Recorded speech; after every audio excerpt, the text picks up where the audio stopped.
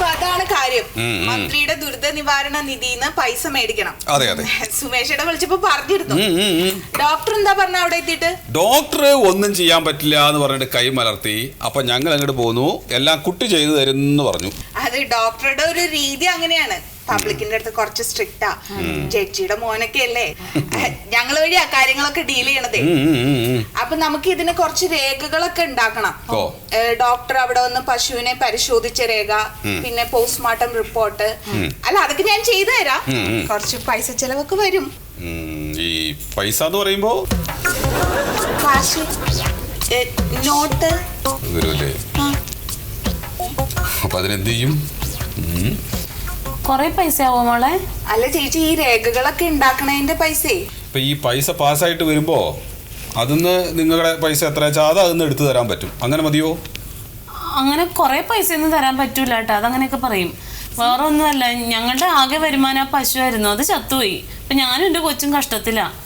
പറയണവർക്ക് അങ്ങനെ വെറുതെ ഇരുന്ന് പറയാം. അല്ല, ഇത് പൈസ കിട്ടിയിട്ട് തന്നാ മതി.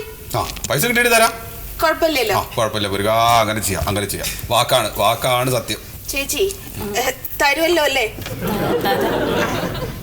തരാം. പിന്നെ ഈ രേഖകളൊക്കെ കൊണ്ട് തിരുവനന്തപുരത്ത് പോണം, മന്ത്രിയുടെ ഓഫീസിലേ. അയ്യോ, ഞങ്ങൾ തിരുവനന്തപുരത്ത് പോണോ? അതിന് പറ്റൂലേ? പോവാം. അവിടെ പത്മനാഭ സ്വാമി ക്ഷേത്രം ഉണ്ട്, പോവാം. അവിടെ പോയി കോയ സാറിനെ കണ്ടാ മതി, സാർ എല്ലാം ശരിയാക്കി തരും. ശരി. ഹലോ, സത്യശീലനോ? പറഞ്ഞോ ഏട്ടാ. ഈ ചത്ത പശുവിന്റെ ഫോട്ടോ ഇല്ലെങ്കിൽ സാറ് 10 പൈസ തരില്ല പറയണോ? അത് കൊള്ളാലോ. നിങ്ങൾക്ക് ചിരി.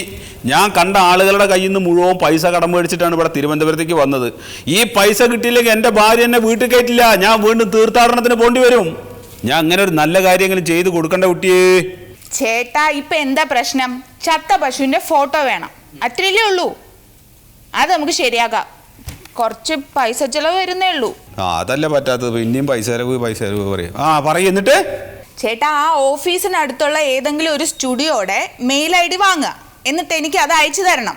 അതും മതി, വേഗം അയക്കണം. ഞാൻ ഇനിയിപ്പോ നോക്കട്ടെ. ഒരു 10 മിനിറ്റ് കൊണ്ട് ചത്ത പശുവിന്റെ ഫോട്ടോ അവിടെ എത്തിയിരിക്കും. ചേട്ടന്റെ പൈസ ഇന്ന് തന്നെ കിട്ടിയിരിക്കും. ഞാനല്ലേ പറയുന്നേ.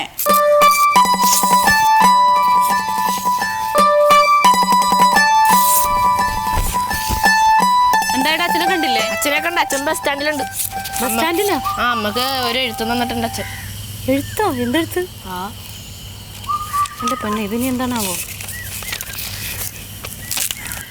സ്നേഹം നിറഞ്ഞ എൻ്റെ ശ്യാമളയ്ക്ക് മുഖ്യമന്ത്രിയുടെ ദുരിത നിവാരണ നിധിയിൽ നിന്ന് 16,400 രൂപ പശുസഹായം കൈപ്പറ്റി. അതിൽ നിന്ന് സകല തെണ്ടികൾക്കും വീതിച്ചു കൊടുത്ത കൈക്കൂലി കഴിച്ച് ബാക്കിയുള്ള 2,400 രൂപയുമായി ഞാൻ പഴനിക്ക് പോകുന്നു. നിന്നെയും നമ്മുടെ മകനെയും പഴനിയാണ്ടവൻ അനുഗ്രഹിക്കട്ടെ എന്ന് നിന്റെ സ്വന്തം സത്യേട്ടൻ. ഹരഹരോ ഹരഹര.